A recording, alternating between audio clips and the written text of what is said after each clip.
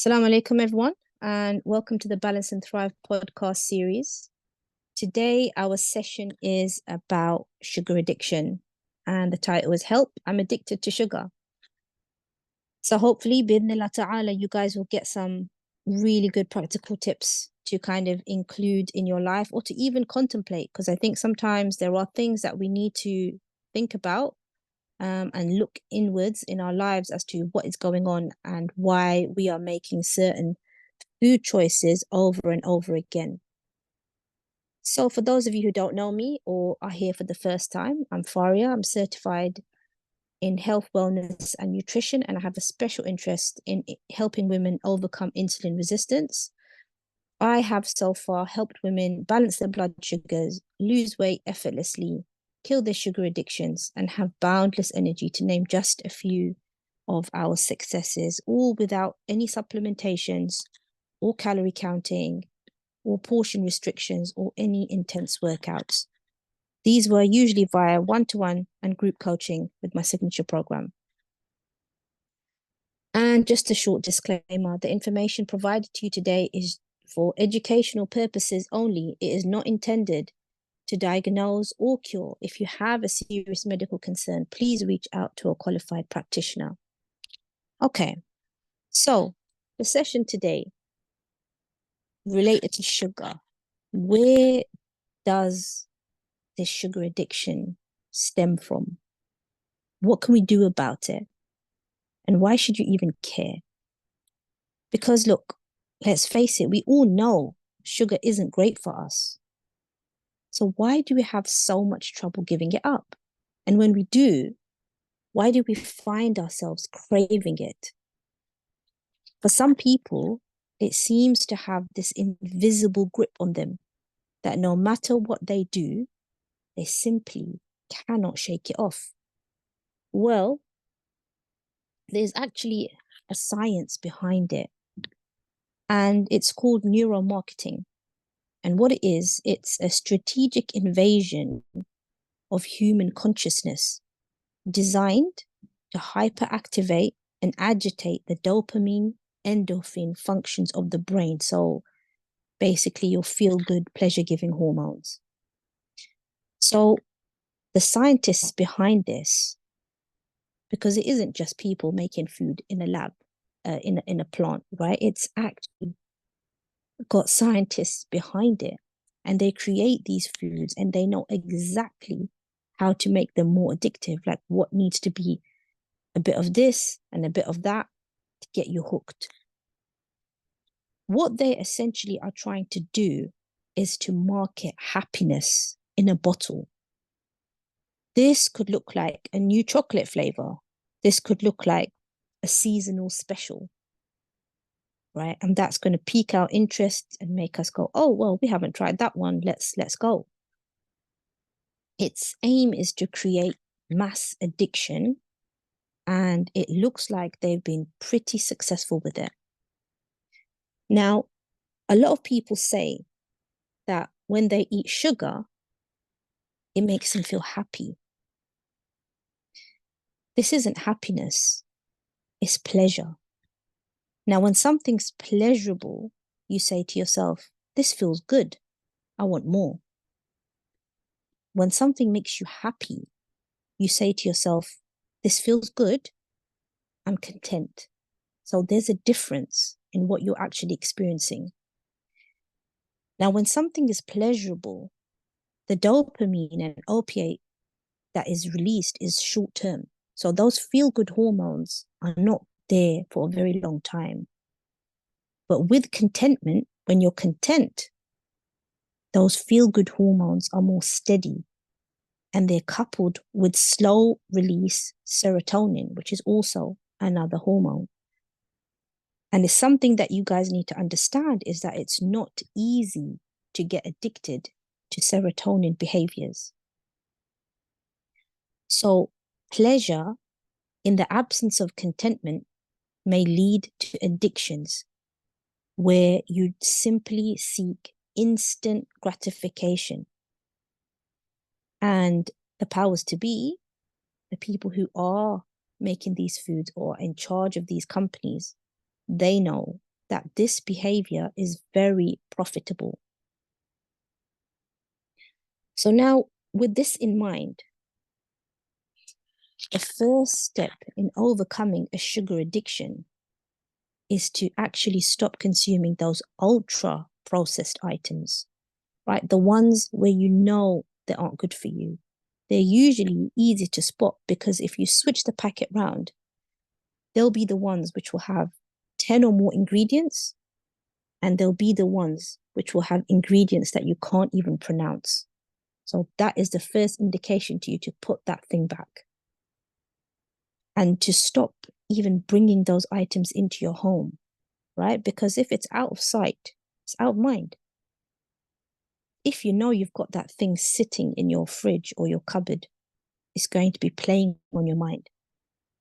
Everyone loses a sense of willpower and motivation when those items are in the home.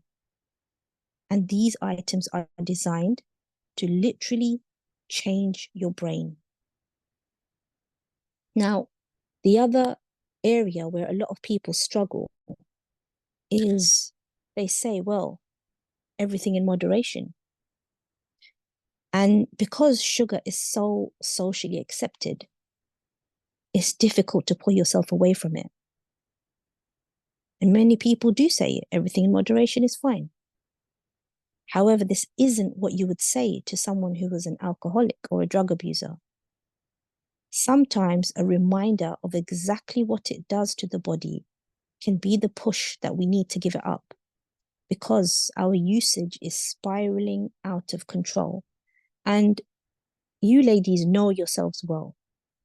You know where you have that control and where you don't, right? According to the NHS, the average Brit consumes 700 grams of sugar weekly. That's 140 teaspoons per person. That's almost a whole pack of sugar, which is just shocking. Now, NHS guidelines state that adults should only consume 7 teaspoons per day, right? So times that by 7, that would be 49 teaspoons a week. And we're way over that in our consumption. And for children, it should be way less, like 5 teaspoons. And even less, I would probably think is best, right? Because children's brains are still growing. Yeah, and their guts are still being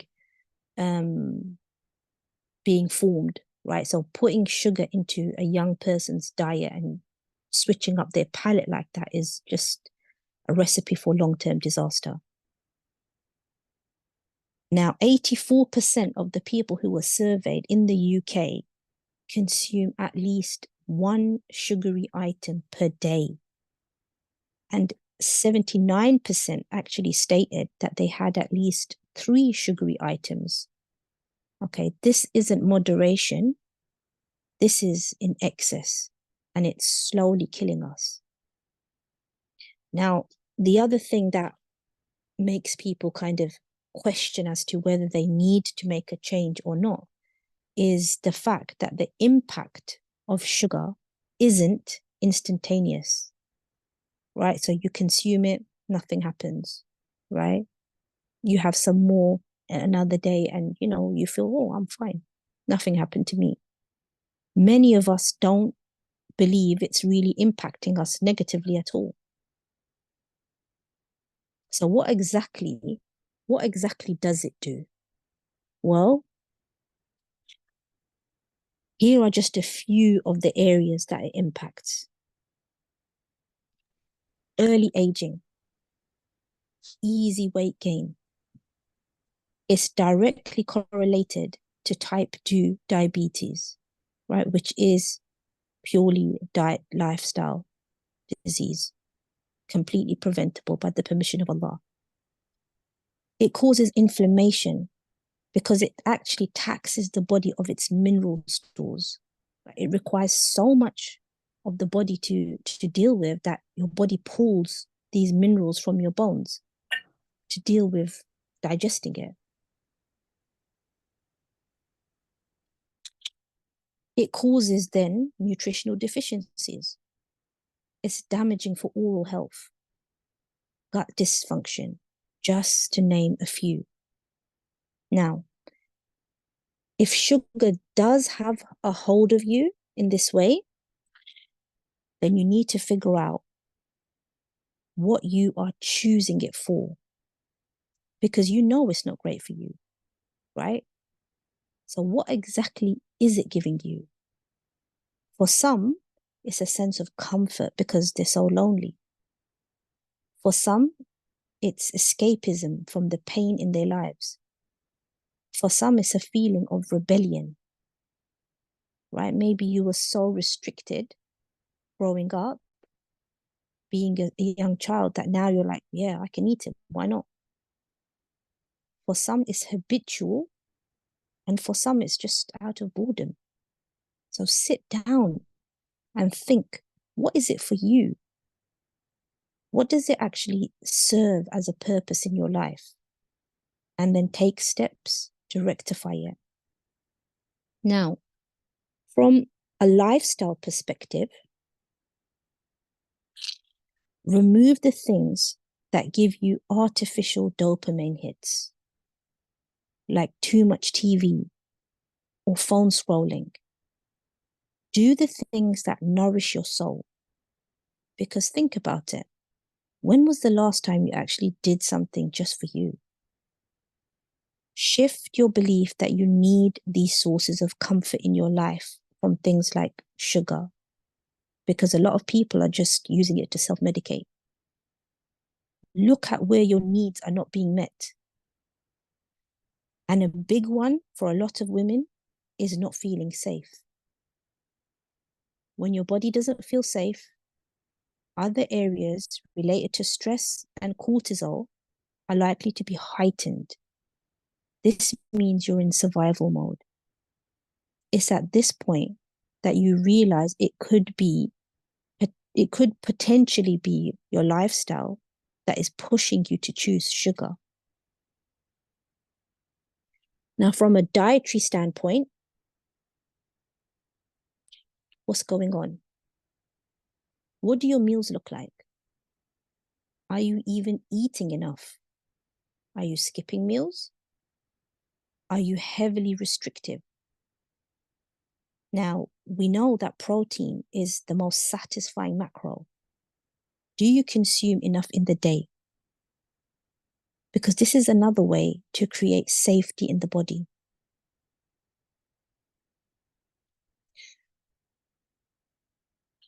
My own personal journey being addicted to Coca-Cola was something that I had to live with for a while. And it forced me to shift a number of things and dig into the reasons why I was doing what I was doing. I understand it's not always comfortable to ask yourself these questions because there's pain that we are trying to avoid for sure. But if it's not addressed, it can remain with you for a long time. My journey and those of my clients are proof that it can be overcome and you can heal from it.